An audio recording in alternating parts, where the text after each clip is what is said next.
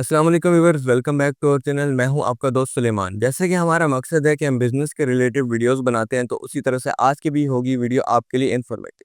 तो फिर आज का जो हमारा टॉपिक है वो है वेंडिंग मशीन के रिलेटेड। अच्छा, तो कुछ लोगों को पता नहीं होगा कि वेंडिंग मशीन क्या चीज़ है। वेंडिंग मशीन एक ऐसी मशीन है कि जो हम पब्लिक प्लेसेस पे लगाते हैं, तो फिर लोग आके वहाँ से आइटम्स को खरीदते हैं। जिस तरह से कोई जूस हो गया और स्नैक्स वगैरह हो गए, बिस्किट्स वगैरह हो गए, जूसेस हो गए, तो इस तरह की चीज़ों को वो खरीदते हैं।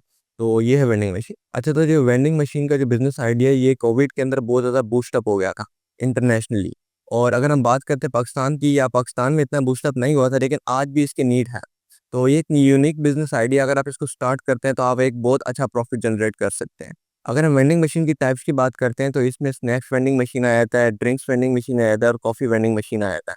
तो ये डिपेंड करता है कि आप कौन सी लोकेशन चूज़ करते हैं, वहाँ पे आप स्टार्ट करते हैं, तो डिफरेंट लोकेशन पे डिफरेंट वेंडिंग मशीन लग सकती है।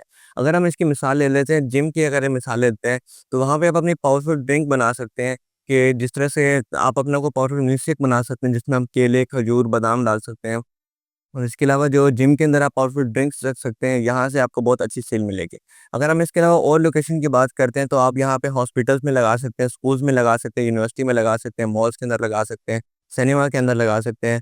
और जो इसके लिए लोकेशन बहुत ज़्यादा इंपॉर्टेंट है। अगर आपने लोकेशन अच्छी चूज़ ना की, तो ये प्रॉफिटेबल बिज़नेस नहीं होगा आपके लिए। तो इसलिए इस बिज़नेस में आपने सोच समझ के लोकेशन को सिलेक्ट करना है। अच्छा, आपको इस कारोबार में एक चीज़ का ख़्याल रखना है कि आपको फूड अथॉरिटी से एनओसी की ज़रूरत पड़ सकती है। और इसके अलावा अगर हम बात करते हैं रेंट की, तो रेंट पे भी आप डिपेंड करता है कि आप उसके साथ ओनर के साथ किस तरह से डील करते हैं। यानी कि अगर आप उसको एक स्पेसिफिक प्रॉफिट मार्जिन देते हैं, या फिर आप उसके साथ रेंट को फिक्स कर लेते हैं, तो ये भी आप पे डिपेंड करता है कि आप उसको किस तरह से डील करते हैं। अगर हम वेंडिंग मशीन की इन्वेस्टमेंट की बात करते हैं, तो ये 2 लाख से 5 लाख तक की इन्वेस्टमेंट है। अभी डिपेंड करता है कि आप कौन-सी टाइप की वेंडिंग मशीन खरीदना चाहते हैं।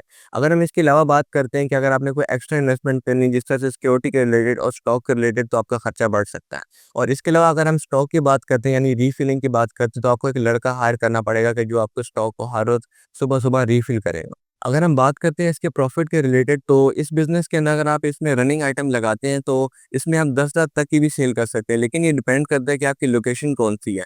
तो हमारा काम तो आपको आइडिया देना और इम्प्लीमेंट करना आपका काम है। मैं उम्मीद करता हूँ कि ये वीडियो होगी आपके लिए इन्फॉर्मेटिव। तो तब तक के लिए हमें दी इजाज़त। अल्लाह हाफ़िज़। पाकिस्तान ज़िंदाबाद।